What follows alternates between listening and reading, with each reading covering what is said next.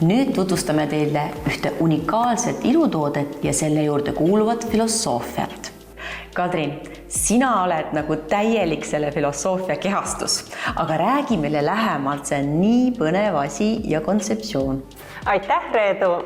Tõesti ei pea olema, aga mulle see meeldib. Ja mida siis tähendab Sogan facelifti taga see filosoofia ehk et kui naine kodus naeratab, siis kandub see edasi lapsele, mehele ja seeläbi kogu ühiskonnale. Et naerata iseendale iga päev nii palju, kui jaksad. No see on väga tore lugu ja selline kõigile hea nõuanne naeratada, aga mina tean, et ainult naeratusest ei piisa, teil on üks salatehnika veel varuks. Ja just täpselt.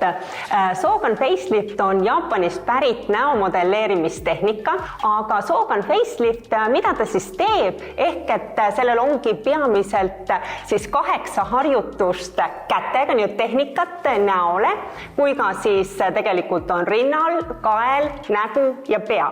Ja mida ta siis teeb, ehk et meist nii-öelda siis silub kortsud, trimmib nahka, toniseerib näolihaseid, kui ka lõdvestab näol pingeid ja tegelikult mõjub mõnusalt lõõgastavalt kogu kehale.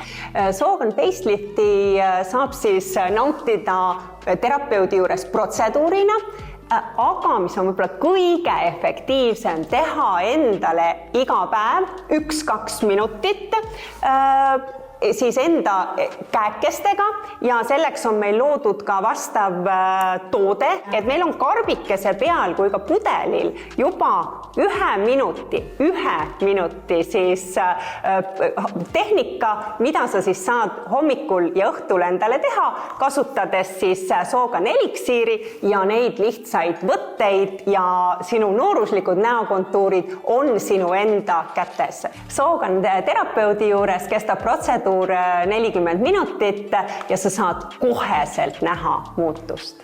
Ja kes soovib ise õppida terapeudiks, siis ka see on võimalik. Sogan eliksiiri kui kogu siis Sogan facelifti, millest me täna rääkisime, saad vaadata www.soganfacelift.com.